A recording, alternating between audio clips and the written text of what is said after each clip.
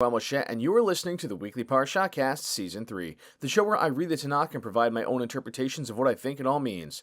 This week's episode falls on the 2nd of Kislev, 5786, November 22nd, 2025, Rosh Chodesh Tov. We have the portion for Toldot. So, as always, for Season 3, we're going to give a very, very quick overview recap of what takes place during this Torah portion, and then I'm going to focus in on a specific set of different things that were of note to me. I'm following along in English through the JPS version of the Tanakh, so that will be my translation. I'm reading this one on Sefaria.org. Without further ado, let's jump on in. I'd like to remind everybody I'm not a professional scholar, just somebody who wanted to study the scripture. Parashat Toldot begins on the 25th chapter of Genesis, verse 19, and continues through Genesis 28, verse 9. That's the book of Bereshit. So in it, we hear about Isaac's life. It tells us that he was 40 years old when he got married to Rebekah, and then from there, she was unable to conceive children. Isaac pleaded and prayed, and she ended up conceiving, but she had twins, and it was a very painful labor, or rather a very painful pregnancy before the labor, and she asks why? Why is it like this? And God tells her that there are two nations in her womb, that two different people will emerge from her, one will be mightier than the other, and the older shall serve the younger. So as it happens, she has the child, and then the second child, right? Both children are born. First is Esav, or Esau in English, and he was red and hairy. The second was Jacob, holding on to the heel of Esav, so he is named Jacob. Now this is 20 years into their marriage. Isaac is now 60. As they grow up, Esav is a hunter of great skill, a real outdoorsman, while Jacob is more of a shepherd.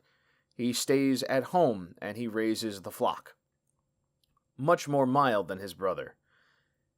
It says that Isaac preferred Esav over Jacob, or rather, he favored Esav because of his love for game, right? Or he had game in his mouth, while Rebekah favored Jacob. So we can see that each of them has, sort of a favoritism thing going on, if you want to read it that way.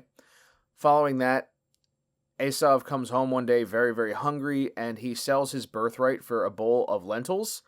So Jacob manages to get his birthright from him this way. And then after a famine in the land, it notes that at some point, Isaac travels from where he is to Abimelech, the king of the Philistines. And while he's there, God tells him, don't go to Egypt, stay where I'm telling you to go. So he remains in the land that he's told to stay in. He receives the same blessings of Abraham or that he'll be fulfilled of the oath with the whole, your heirs will be as numerous as the stars, and this land will be for your people, etc., because of the keeping of the teachings, right? So it was ultimately, he earned the succession of the blessing. Now, as he's staying in Gerar, Isaac repeats a particular matter. Abraham used to talk about Sarah being his sister rather than his wife. In this case, Isaac repeats the same technique, right? He does the same exact thing. He says that she's my sister rather than saying, oh, she's my wife. So why did he do this? He's afraid. It says he doesn't want to be killed by the locals, so he just says, oh yeah, she's my sister. Eventually, Abimelech sees Isaac and Rebekah, and he sees them fooling around a little bit, and he goes, yo, Isaac, so you're married, huh? Why'd you lie to me about this? Isaac says the same excuse as Abraham, I thought I would die. Of course, Abimelech is upset with him, and he's like, what's wrong with you? Like, if you would have brought horrible things upon us because we would have committed adultery unwittingly because of what you said. So instead, Abimelech gives an order, anybody who hurts this man or his wife will be killed, and he reaps in the land, he sows, reaps, he harvests, everything goes great, he grows very wealthy, everything is just like for Abraham, for Isaac, everything works out really, really well. The Philistines are pretty bitter in general, so they stop up all the wells which Abraham's servants had dug. Interestingly, they basically had these beautiful well springs and they destroyed them or plugged them up. And then Abimelech tells Isaac, you're getting too successful. Get out of our land. We don't want you here. Then he goes into the Wadi of Gerar and he digs new wells, which had been, or he redigs the ones that belonged to Abraham. So he goes to where his father had been and unplugs those wells, and now he's got water. But wonderful, this is great and all, except the locals start saying, well, actually, that water belongs to us. So he has to once again leave, do the same thing at another well. It just keeps happening until eventually he gets to the well of Rehovot. At that point, he is able to settle in. It's named Rehovot because he's been granted ample space to increase in the land. From here, he goes to Beersheba. After this point, he is given the blessing in a dream that says, I am the God of your father Abraham. Have no fear. I'm with you. I'll bless you and increase your offspring, etc. He built an altar there and invoked God by name. Isaac pitched his tent there, so his servants started digging. And then Avimelech comes out to him after they were all kind of hostile toward him. And Isaac's like, what's the deal? Why are you here? And Avimelech is basically saying, well, we see that God's on your side, so we want to, let's form some oaths. Let's swear some oaths, huh? How about a little peace agreement? That way, neither of us will hurt each other. They have a feast, they settle the deal, and they become friends. Then they find out about another well, and this is why Beersheba is named Beersheba. Now, it says that Esau was 40 years old when he marries a daughter of the Hittites, two different daughters of the Hittites, and Isaac and Rebekah do not like this. Now, it now jumps ahead to when he is much older, Isaac, and his eyes have gone dim, so he's partly blind. He doesn't know when he's going to die, but he's going to die soon. So he tells Esau, go hunt down some game for me, bring it back, and I'll give you my blessing, my innermost blessing. So like the sacred blessing that will pass on the inheritance of the divine blessing. I'll elaborate on that in a little bit. Rebekah overhears this, tells Jacob about it, and helps him put together a little scheme to trick Isaac into blessing the wrong son. She says, I'll take the curse onto myself. If you are going to be punished for this, I take it. But you do what I'm telling you to do. And then after this happens, Jacob does end up deceiving Isaac. Isaac even tries to parse the situation. He's like, you sound like Jacob, but you feel like Esau. Okay, anyway, we just ate the food that you brought in that I believe you hunted, but in fact was just from the flock. Either way, he gets the blessing, and the blessing is as such. Oh, I will note here, he asks him, how did you succeed so quickly when it comes to how fast he brought back the game and the food? And the response is, because your God granted me good fortune. Now, I'm sure for Isaac that was also a bit reminiscent of when he was almost sacrificed and then a ram was given. It was probably similar to that sensation. So either way, he gets the blessing, and it says like this, may God give you the dew of the heaven and the fat of the earth, abundance of new grain and wine. Let people serve you and nations bow to you. Be master over your brothers. Let your mother's sons bow to you. Cursed be they who curse you. Blessed be they who bless you. After this, Esau shows up and he tells Isaac about, hey, I'm back, Dad. I'm here for my blessing. And Isaac suddenly is very upset, and he's asking, who did I just bless if it wasn't you? And I ate his food and I've been tricked. And so Esau now grows horribly upset and he begs for a blessing. And Isaac is like, my son, I'm sorry, but your brother, he took the blessing. And then Esau asks, is that why he was named Jacob, so that he could do this to me twice? First he takes my birthright, and now he takes my blessing? Don't you have a blessing for me? And Isaac says to him, okay, I've made him your master, and I've given him all his brothers as servants, and sustained him with grain and wine. What can I do for you, my son? And Esau says, please, anything. Give me any blessing you can. At this point, Isaac says, okay, here's your blessing. Your abode shall enjoy the fat of the earth, and the dew of the heaven above. Yet you'll live by the sword, you'll serve your brother, but when you grow restive, you shall break his yoke from your neck. In other words, when things get intolerable, you will then break free of your brother. Now, because of this whole entire snafu, quite understandably, Esau has a violent hatred toward his brother Jacob, who robbed him of his blessing. So he basically consoles himself by saying, yep, when our father dies, I'm just going to kill him. Simple as that. Rebekah overhears this, and she tells Jacob, I need you to run away. You are going to flee to my brother Laban in Haran, and stay with him until your brother is no longer angry. After that point, you'll be okay. Because she says, I will fetch you from there. Let me not lose you both in one day. Presumably meaning losing Isaac and then immediately after losing Jacob. Rebekah then tells Isaac, I'm disgusted with my life because of the Hittite women. If Jacob marries a Hittite woman like these, what good will life be to me? And this is how Isaac gives the blessing for Jacob to leave and go stay with Laban to find a wife. And he gets many more blessings further, and he's sent off with good spirits. He leaves under his father's auspices, so he doesn't just leave in the middle of the night. He actually gets sent away peacefully.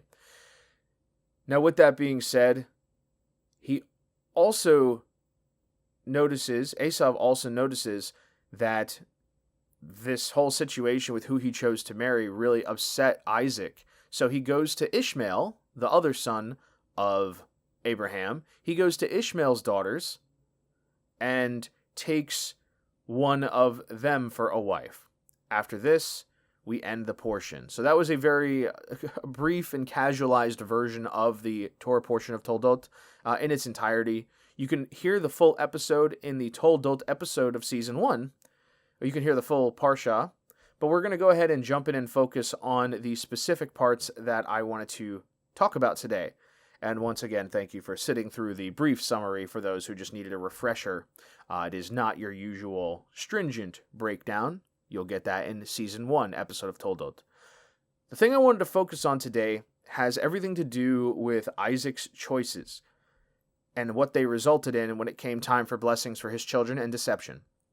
So the first thing we'll note here, the portion begins telling us about Isaac's life when he becomes the successor, if you will. So he's 40 years old at the beginning of this particular storyline. This is not in chronological order because recall that Abraham does die during the events of the previous portion, Chaye Sarah, but now we're hearing the story of Isaac's life. So he's 40 when he marries Rebekah. This happened while Abraham was still alive. She's unable to conceive. And so because of his prayer, she is able to finally do so 20 years later. In terms of timeline for that, this is going to happen at a later point. But the reason this is significant is because she receives a prophecy about her children. So she knows what's going to happen with her children. Isaac does not receive this prophecy. He's 60 years old when they're born. So there's a gap of 20 years between age 40 and age 60. So we're going to go a little bit out of order again chronologically because we're hearing about the lives of his two sons. Sometime after he marries Rebekah, there's a famine in the land, aside from the one that occurred in the days of Abraham. So we can assume at this point that Abraham is no longer connected with Isaac in terms of the father and son are not together, right? Otherwise we'd be hearing about them being together, but they're not. So Isaac goes on his own, and he is with Abimelech. God appears to him while he's there, saying, don't go to Egypt, stay in the place where I tell you to go. So at this point, we're starting to see this must be after Abraham has died, and Isaac has begun to inherit all of that. While he's staying in Gerar, this is where he has his interaction with Abimelech, and all of that stuff happens. And this is the thing I wanted to focus on. While he's in Abimelech's realm, he repeats the same deception that Abraham did with Sarah. Specifically, he tells Abimelech, oh, Rebekah is my sister. He doesn't say that's my wife. He says that's my sister. And it says that he claims this because he's afraid.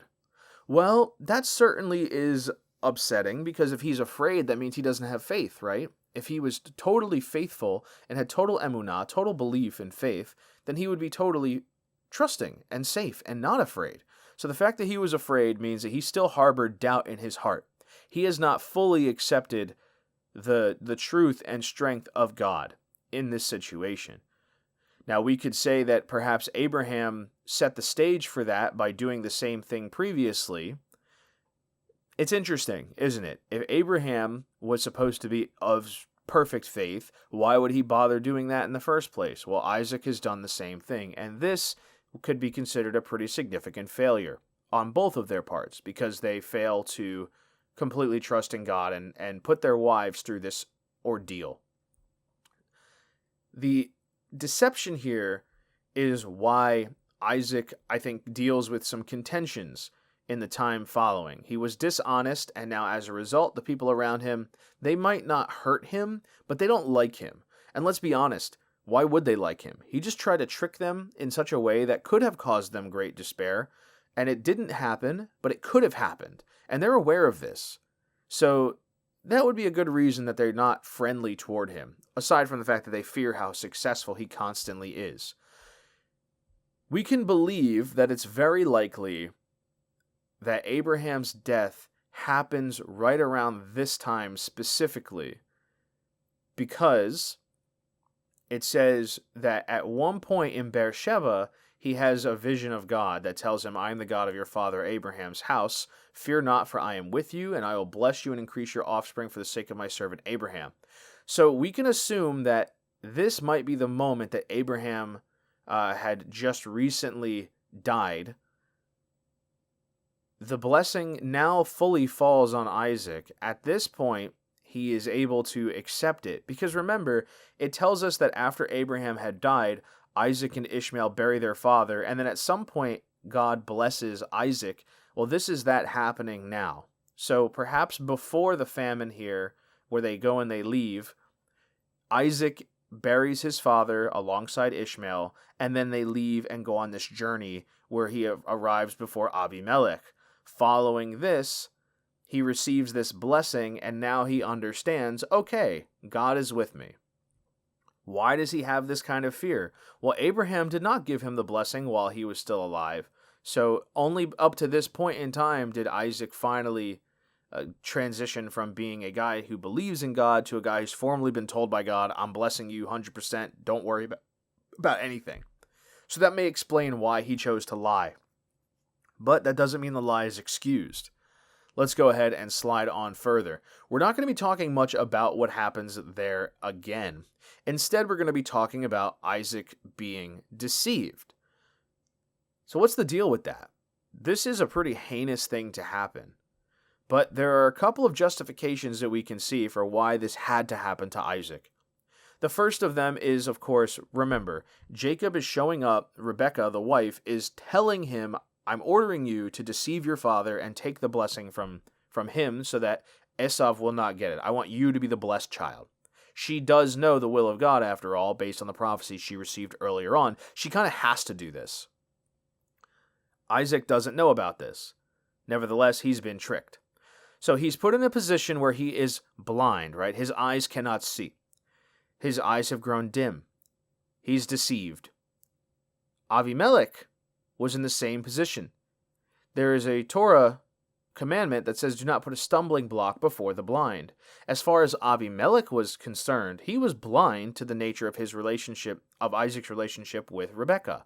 So he was totally innocent and being set up in front of a stumbling block. After all, Abimelech says, what do you think would have happened to us if one of us had laid with your wife? Like, this would have caused problems for our people. So in other words, Isaac put a stumbling block before Abimelech. Even worse, unlike the case with Abraham and Sarah literally being brother and sister, half brother and half sister, Isaac and Rebekah are cousins. So for him to say sister, sure, there's a broader tribal concept behind that, but it's not the truth compared to how it was literally the truth with Abraham. So that's another reason this is a problem. He's lying. Whereas Abraham's deception was more of a omission. Isaac is straight up just not telling the truth when he says, she's my sister. She's not his sister. Unlike Abraham, who was married to his sister, Isaac is not married to his sister. He's married to his cousin. So, does not apply. He lied. He straight up lied.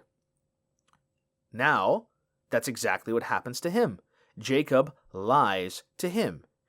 Repaid measure for measure. For lying to other people, Isaac was lied to. And now we see the great distress that it puts him through, just like he put Abimelech through great distress. And let's go even further with this. Why would there be a consequence such as this? Why would there be a punishment? Why would Isaac see such a grave punishment befall him for doing so? Well, recall that, if I'm not mistaken, Abimelech and Abraham had their own arrangements, their own friendship and covenant of sorts. So the fact that Isaac put that in danger means that Isaac did a very bad thing when he lied about his wife. That is why the consequences are as serious as they are. Now let's talk a little bit more about Rebekah's choice to betray Isaac's trust. Keep in mind that in response for what Abraham put Sarah through, she was entitled to telling him, "Send away Ishmael." This is really hardly any different. Isaac did the same thing to Rebekah, made her lie about her identity. And for this, she also will do much like Sarah did, having Abraham favor Isaac only and send away Ishmael. She's going to say, no, you're going to choose Jacob for the blessing, and we're not going to deal with Esau. She did it through deception, again, because Isaac deceived Abimelech. That is not okay. This is now the punishment. He is deceived in kind by the very person who he ordered to lie to others. Jacob fulfills the lie and gets the blessing, and Isaac is a little suspicious, of course, but he ultimately accepts it.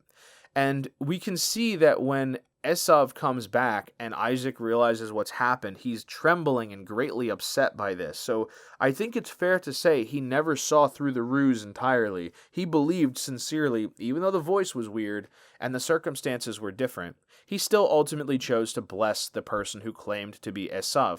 Now, another thing worth noting here is faith, right? Isaac at this point in his life would have unwavering faith, so he would have believed in all honesty, whatever's happening right now, this must be the will of God, I'll just roll with it.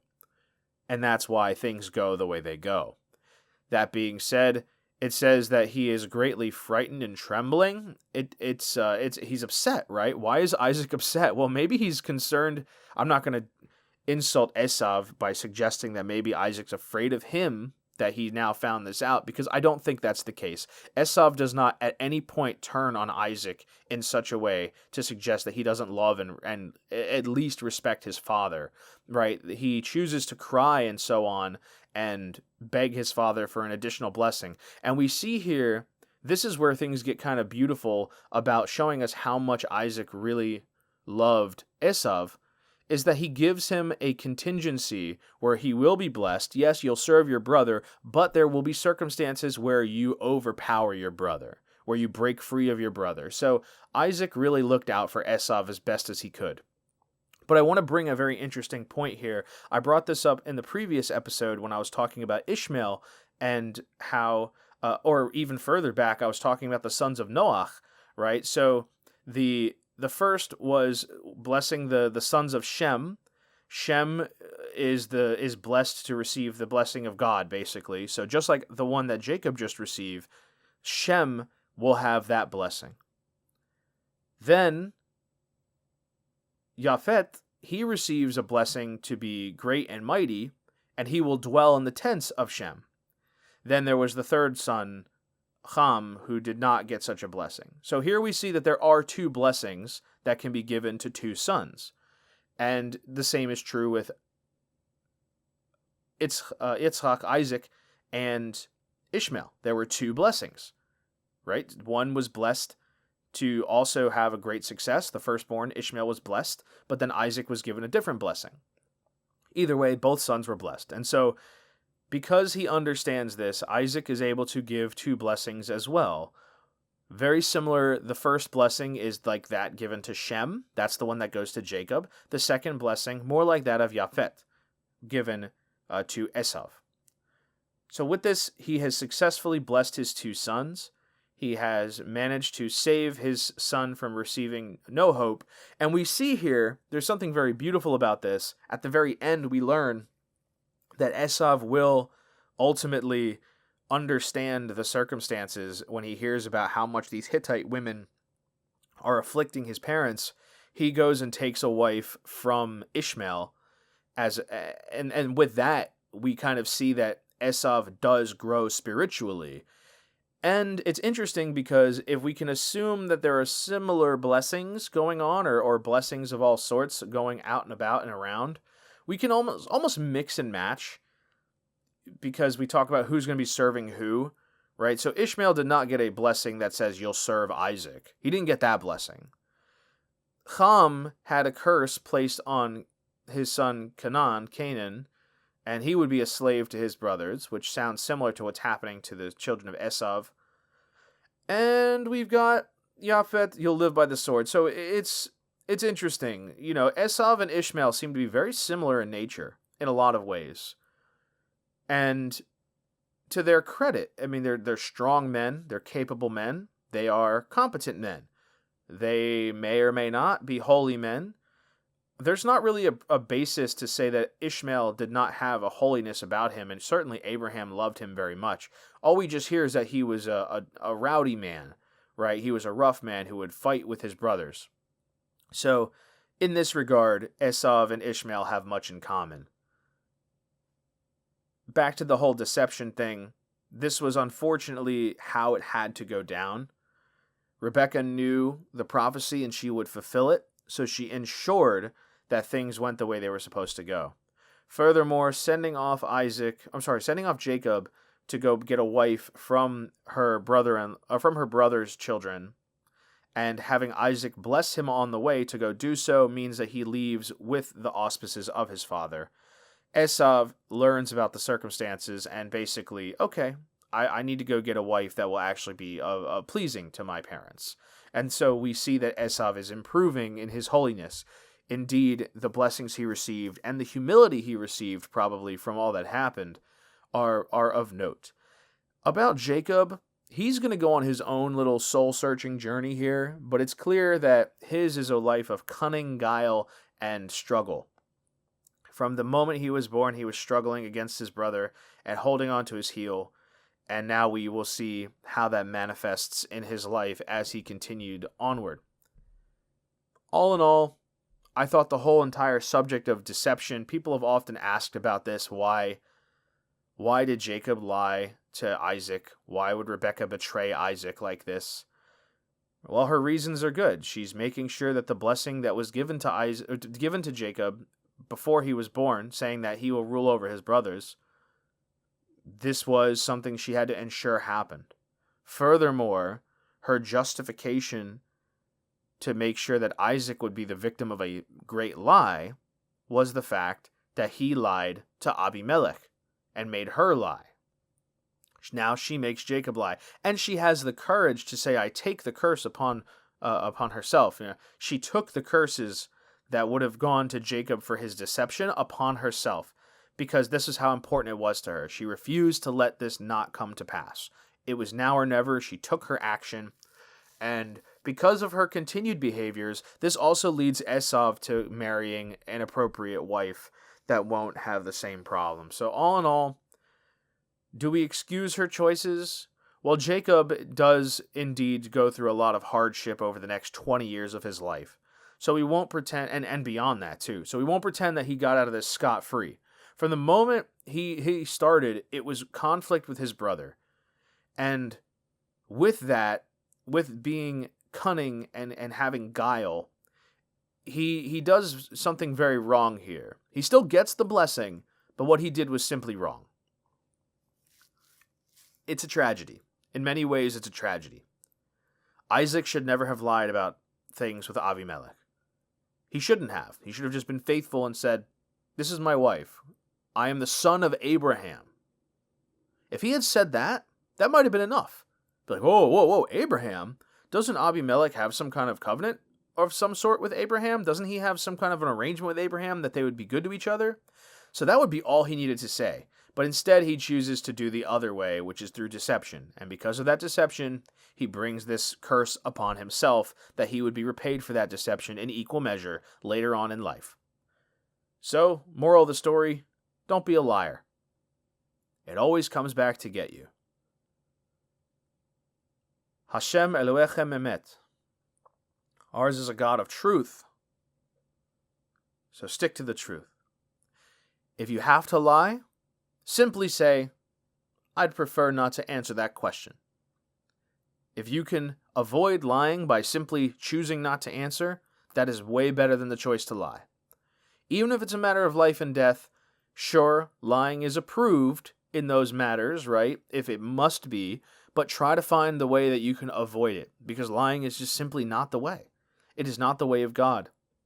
It is not the way of righteousness. And lies, as we see, bring about misery, suffering, and eventually punishment. Until next time, this has been Shmuel Moshe with the Weekly Parashahcast. Thank you so much for listening here on Season 3. If you like the episode, feel free to let me know, leave a review, send me an email, weeklyparashahcast@gmail.com. Otherwise, be sure to tune in next time, where we'll be jumping into the next portion. Until then, as always, Baruch Hashem.